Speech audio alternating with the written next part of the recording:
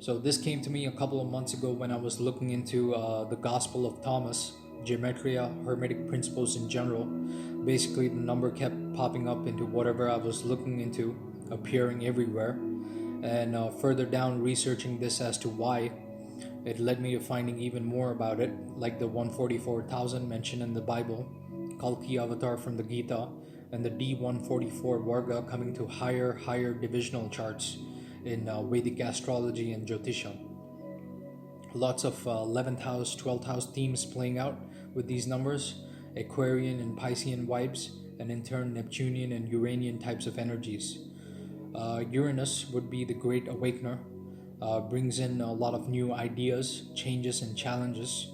Being on your toes is critical, very individualistic in nature, staying on point, on top of your game, and being in the center of the storm to handle things, sort of like Indra. So I would equate Uranus with Indra, and then Neptune deals with fantasies, magic, Maya, the pure all-knowing consciousness on higher levels of spirituality, knowing everything comes from the source and everything will go back to the source. The great dissolver, sort of like Varuna, sort of fits like Neptune exalted in Cancer as well. So this became more apparent and clear to me even when reading about Indra and Varuna in the scriptures. And then finally one day when I was going over a couple of charts, it just came to me trying to simplify my methodology and techniques used in interpreting charts. And this is one of the ways of how I've come to mostly view charts as of now. There's a lot of systems layered in the process, but it's just basically three main ones, and it's meant to serve as a tool while examining a Jataka's chart on the go, or just make off-the-cuff predictions. So let's begin. We'll go in threes, starting off with the Trimurti principle.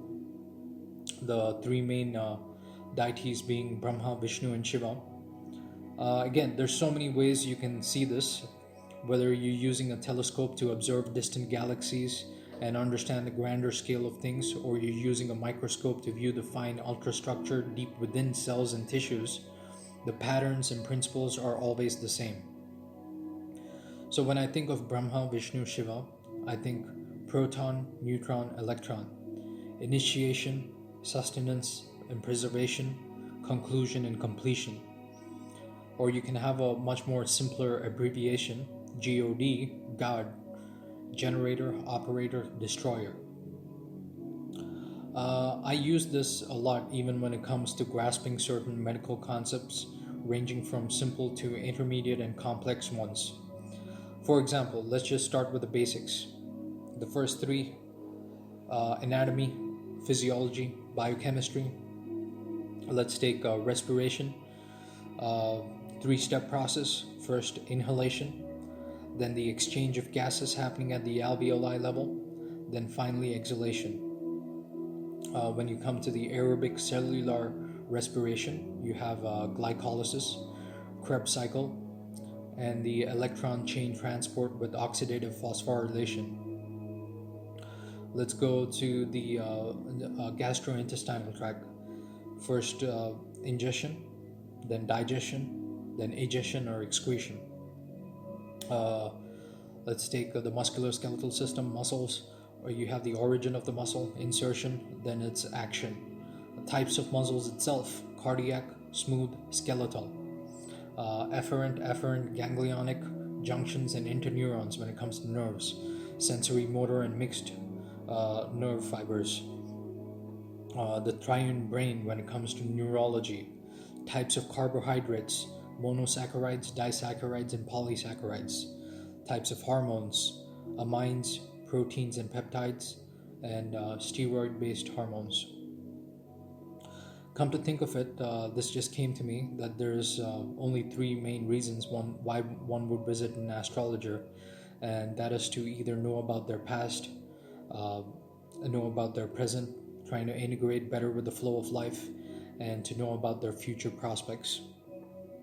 So, coming back to the main three, Brahma, Vishnu, Shiva, when you think of it in spirituality, you can think of it the gross, astral, causal, mantra, yantra, and tantra. Even most mantras are in three, Om Brahmane Namaha, Om Namo Narayanaya, Om Namah Shivaya. So they're all in threes.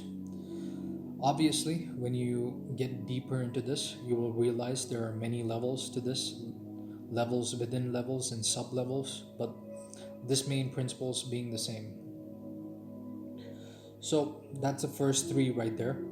Pay attention to the pictorial representations, which will reveal greater insights, like for example, the heads of Brahma signifying directions, perspectives in the four dharmas, four elements, and so on. Lord Shiva having the moon on his head, signifying complete control and mastery of emotions, like a yogi. It's actually more to do with time and its calculations. And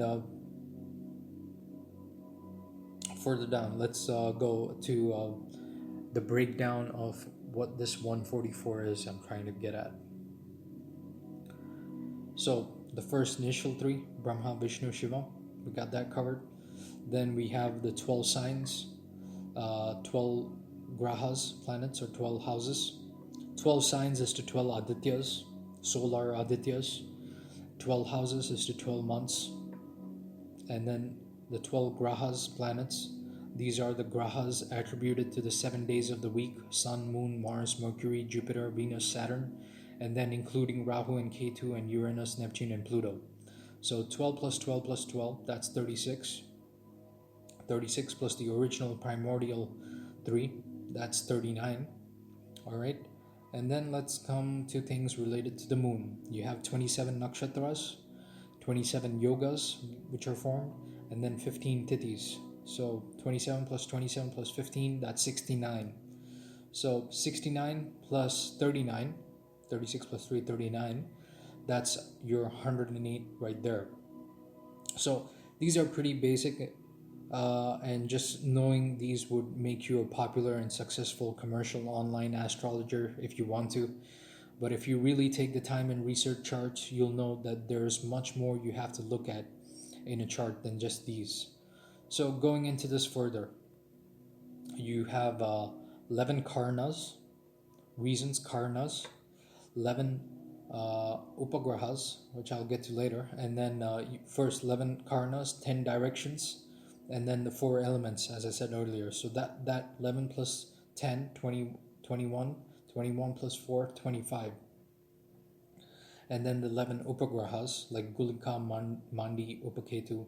I'll be talking about it later, in specifically only on that subject later on.